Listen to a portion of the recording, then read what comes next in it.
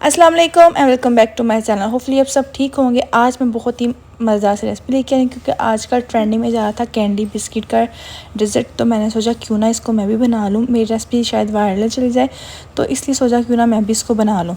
तो बिस्मिल्लाहिर्रहमानिर्रहीम, सबसे पहले यहाँ पे 4 पैकेट लिए थे मैंने कैंडी बिस्किट के। जितने पैकेट यहाँ पे यूज़ होंगे मैं आपको बताती जाऊँगी कितने में यूज़ हुए हैं।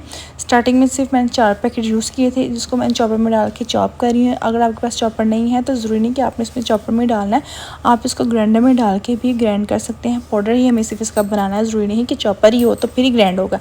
नहीं, ऐसी बिल्कुल भी बात नहीं बहनों मेरी, आपने इसको चॉपर ग्राइंडर में डाल के भी ग्राइंड कर सकते हो। यहाँ पर मैंने एक दफ़ा चेक किया तो ये मतलब कि पाउडर नहीं था बना, थोड़ा सा दरदरा था, इसलिए इसको मैं मज़ीद ग्राइंड कर रही हूँ, चॉप कर रही हूँ ताकि ये पाउडर बने। तो यहाँ पे अब मुझे लग रहा था इस टाइप पे कि अब हमारा जो नहीं ये पाउडर बन चुका है। अब इसको फिर मैं जिस बोल से मैंने कैंडी बिस्किट थे ना उसी बोल में इसको मैं शिफ्ट कर लूँगी।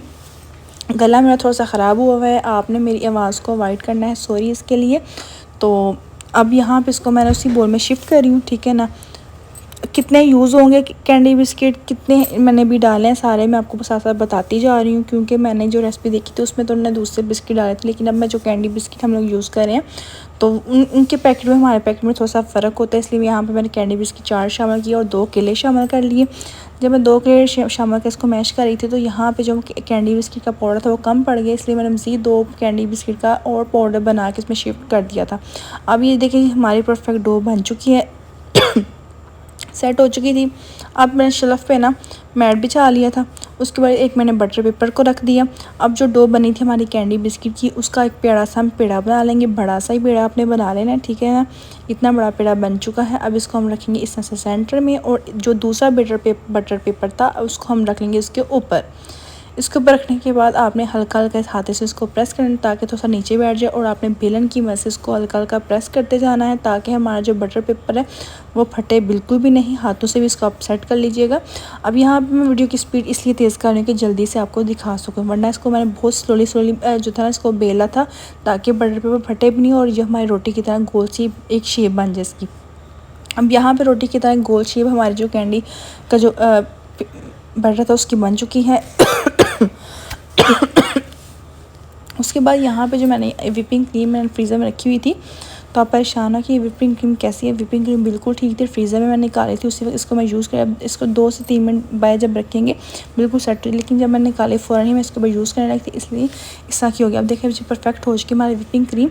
अब सारी विपिंग क्रीम इसके ऊपर इस तरह से हम लोग स्प्रेड कर लेंगे। अगर आपके पास विपिंग क्रीम नहीं तो आप टेट्रा पैक की क्रीम भी यूज़ कर सकते हैं, लेकिन ज़्यादा मैं आपको प्रेफर करूँगी कि आप विपिंग क्रीम ही यूज़ कीजिएगा।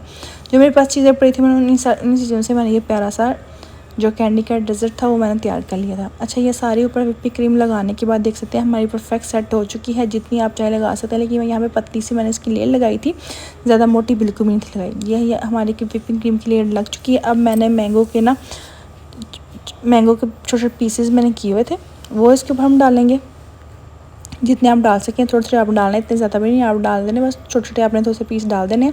अब डालने के बाद पेपर को एक साइड से उठाना है और इस तरह से उठा के आपने इसको गोल करते जाना है, साथ साथ पेपर को भी साइड पे करते जाना है।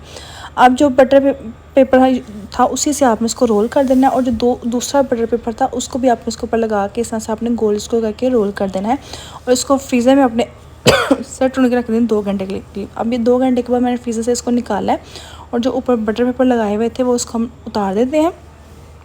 जब इसको फ्रीज़र में सेट करेंगे फिर ही इसके मतलब कि लास्ट जो फाइनल लुक है वो आएगी। उससे पहले आप समझेंगे शायद ख़राब हो गया, जैसे मैंने इसको बनाई थी मैं भी कहती हूँ ये शायद लगता है ख़राब हो गया, लेकिन बिल्कुल भी नहीं ख़राब हुआ। जब इसको 2 घंटे के बाद मैंने निकाला तो बड़ा सेट हो चुका था। साइड के इसके कॉर्नर्स को मैंने रिमूव कर दिए, वेस्ट नहीं जाइए, भी यूज़ हो जाएंगे, लेकिन अभी मैंने यहाँ पर आपको डिश आउट करके दिखाना था इसलिए इसको मैंने उतार दिया था। अब माशाल्लाह देख सकते कितना ज़बरदस्त हमारा जो ना ये स्वीट जो रेसिपी बन के तैयार हो चुकी है। कैंडी की रेसिपी है, बहुत ही आसान है, बहुत ही मज़े की है। आप भी परेशान है, आप भी बना लीजिएगा मेरी प्यारी बहनों, क्योंकि मैं भी स्टार्टिंग में परेशान हो गई थी, शायद ये सही नहीं बनी, लेकिन जब एंड पे इसको मैंने बनाया तो फाइनल माशाल्लाह खाने भी बहुत ही मज़े की थी और वैसे ही बहुत ही मज़े की थी।